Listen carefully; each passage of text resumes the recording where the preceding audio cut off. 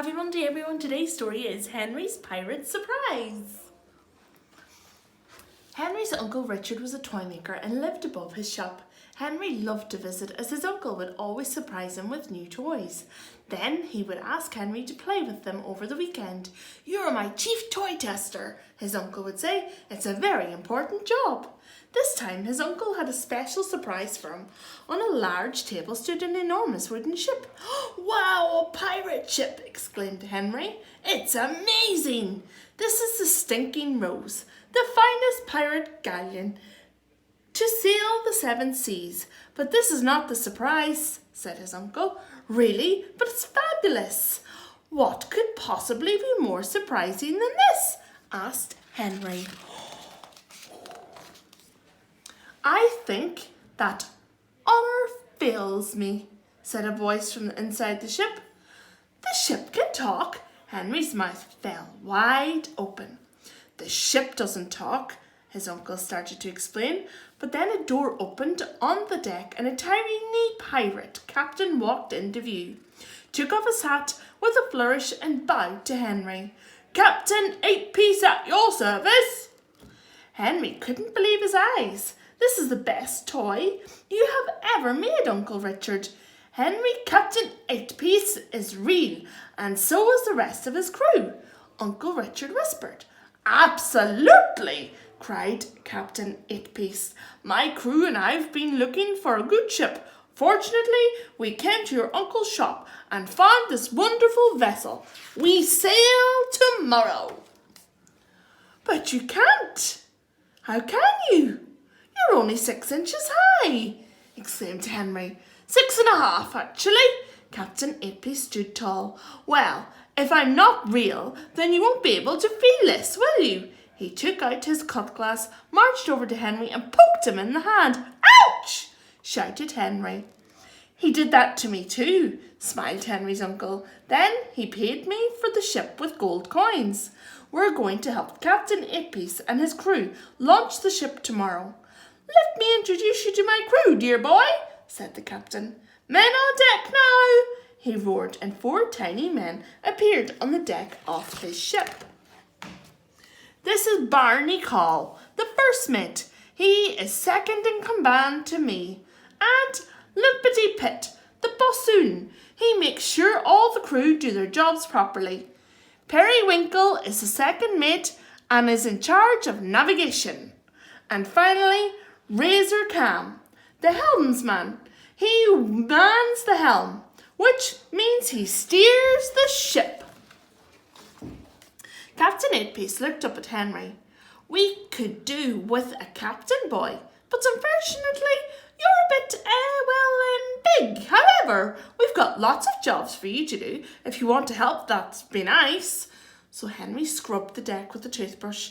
He stacked marbles that could be used to fire in a cannon. He put the pirate flag on the top of the mast.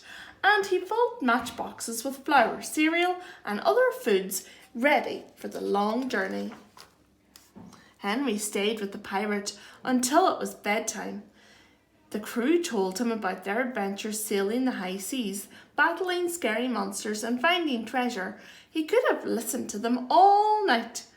When Uncle Richard told him it was time for bed, Henry reluctantly bid the pirates good night and promised to help them launch the Stinking Rose in the river in the morning.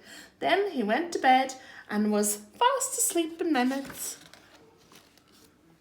A noise downstairs woke Henry in the middle of the night. He heard a door squeak and the sound of muffled voices. Somebody was breaking into the toy shop. Henry crept out of his bed and tiptoed out of the room, across the corridor, to his uncle's room. Then a voice from downstairs drifted up to Henry. "Blimey, Dave, look at that pirate ship, that fetch pretty penny. Let's just nick that and get out of here smartish."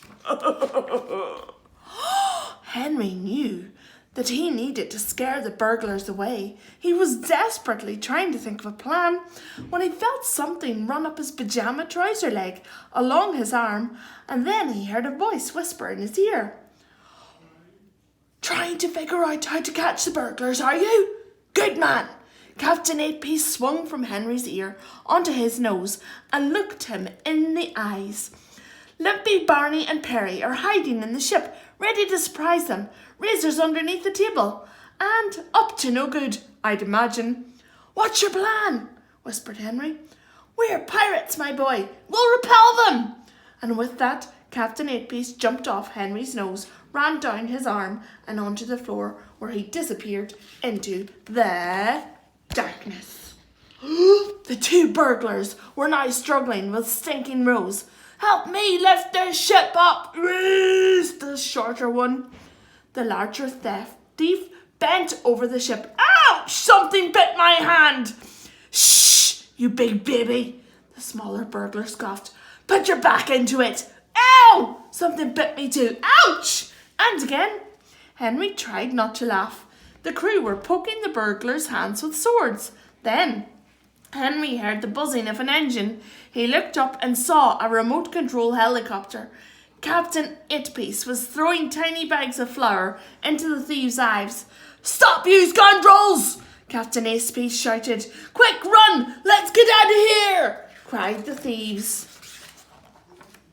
But when the burglars tried to run, they tripped over. Razor had tied their shoelaces together. Yahoo! Henry, wake your uncle, call the police, called Captain Eightpiece, jumping onto the larger burglar. Razor jumped onto the shorter one's chin and threatened him with his cutlass. Stone me! I'm seeing things. There are pirate pixies in here, croaked the big thief as he fainted. Henry's uncle had already called the police when Henry went to get him. He and Henry went downstairs to find the two moaning burglars tied up. But there was no sign of the pirates. Only if you listened very carefully could you hear laughter coming from the Stinking Rose. The police arrived and took the burglars away. They congratulated Henry and his uncle for catching the two men and told them that there would be a reward. The police asked if they knew why the burglars kept talking about 6-inch-high pirates, but Henry and Uncle Richard pretended not to know a thing. The next morning, Henry and Uncle Richard carried the Stinking Rose to the river and helped Captain Eightpiece launch the ship. It floated perfectly.